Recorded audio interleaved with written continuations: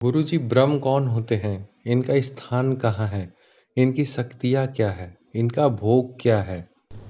पहला प्रश्न, ब्रह्म कौन होते हैं? तो बेटा, ब्रह्म वह व्यक्ति होते हैं गांव में, जैसे कोई शिव मंदिर है, कोई दुर्गा मंदिर है, कोई राम का मंदिर है, कृष्ण का मंदिर है, हनुमान का मंदिर है, और वहाँ पे जो पुजारी होता है, जो वहाँ के मंदिर की देखभाल करता है, पूजा आरती करता है, ऐसा व्यक्ति मृत्यु के पश्चात ब्रह्म के पद पर चला जाता है। यह ब्राह्मण कुल से होते हैं, जो मंदिर के पुजारी होते हैं। ब्रह्म कई प्रकार के होते हैं, जैसे अनशनी ब्रह्म, बाल ब्रह्म, दोगला ब्रह्म, ब्रह्म राक्षस, इस तरह से अनेक होते हैं। इनमें से सबसे शुद्ध ब्रह्मदेव और ब्रह्म बाबा होते हैं। जितने भी लोग पर्चा लिखते हैं, पूछा देते हैं, कागज पर लिखते हैं, दरबार चलाते हैं, वहाँ पे ब्रह्म की शक्ति होती है, जो उनका पर्चा बनाता है, लोगों की पूछा देता है। तो ब्रह्म हनुमान जी के भगत होते हैं, राम जी के भगत होते हैं, शिव के और दुर्गा के भगत होते हैं। इन्होंने अपने जीवन में वेद भी पढ़े हैं, शास्त्र भी पढ़े हैं, जाप भी किए हैं, ज्योतिष का ज्ञान भी सीखा है, मंत्र का जाप भी किया है। तो यह बहुत शक्तिशाली होते हैं। मृत्यु के बाद यह सिद्ध हो जाते हैं और ब्रह्म के पद को प्राप्त कर लेते हैं। जितने भी मंदिर हैं, सबकी रक्षा ब्रह्म करते हैं। अब आपका अगला प्रश्न है कि इनका स्थान कहाँ है।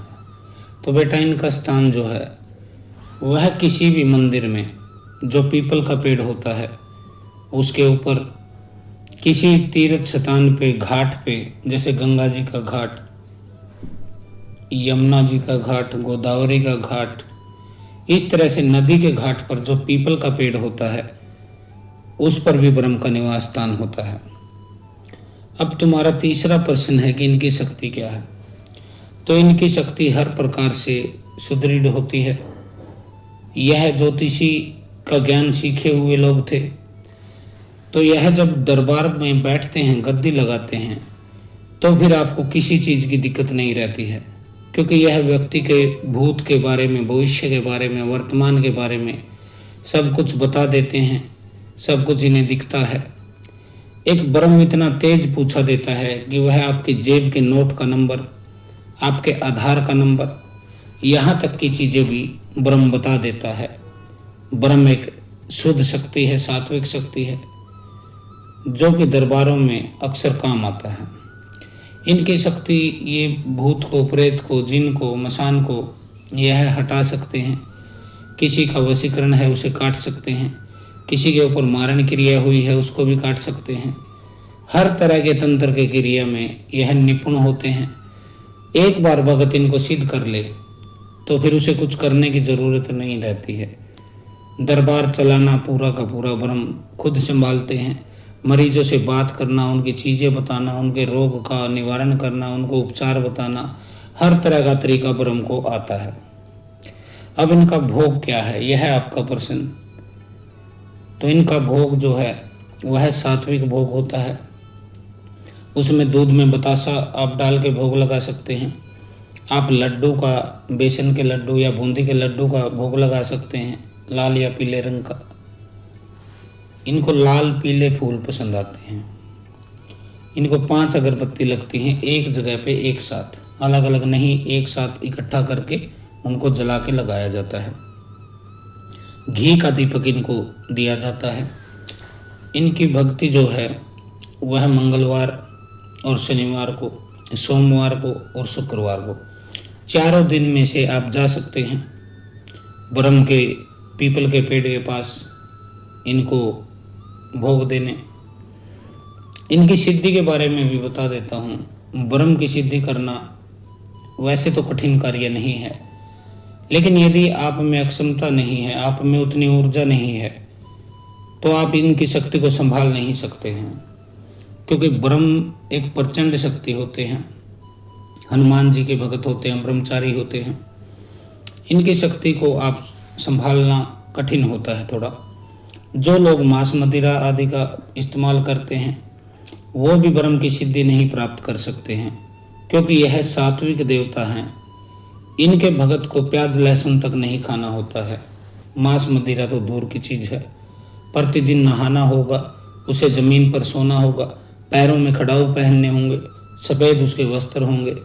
भगवान शिव की, राम की, दुर्गा की वह पूजा करना होना चाहिए। अब हम बात कर लेते हैं कि ब्रह्म दिखते कैसे हैं। ब्रह्म 60 से 70 फुट लंबे ऊंचे पहलवान होते हैं।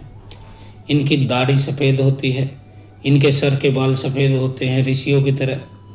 रुद्राक्ष की माला पहने, हाथ में पास लिए, जिस पास से प्रेतों को बांधते हैं। हाथ में चिमटा भी इनके होता है और इनको जनेऊ धारण किए हुए आपको दिखेंगे। इनकी मोटी मोटी आंखें होती हैं।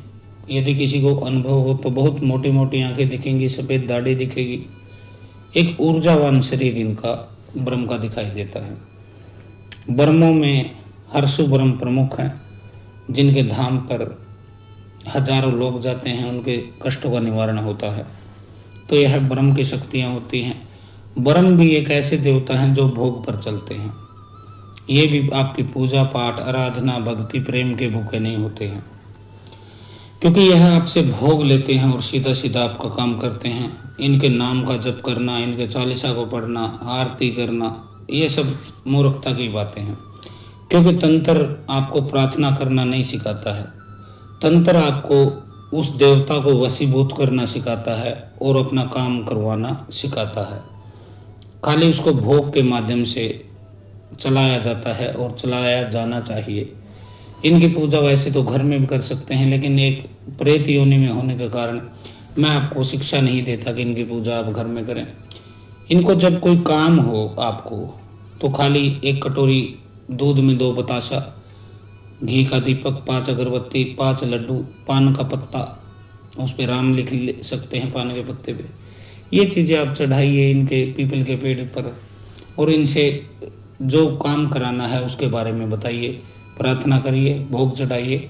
आपका काम लगभग 41 से 51 दिन में बन ही जाता है, यदि आपने पूर्ण श्रद्धा और विश्वास से ब्रह्म को पूजा है।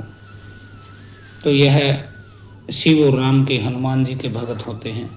हनुमान जी के मंदिर में इनका विशेष पैरा होता है। शिव के मंदिर में पीपल के पेड़ पर बैठ कर ये उस क्षेत्र के आसपास के सभी भूतों और प्रेतों को ये पीपल पर बांध कर बैठ जाते हैं। तो यह ब्रह्म की शक्ति थी। जिसको सिद्ध तांत्रिक बनना है तो वह ब्रह्म की सिद्धि कर सकता है।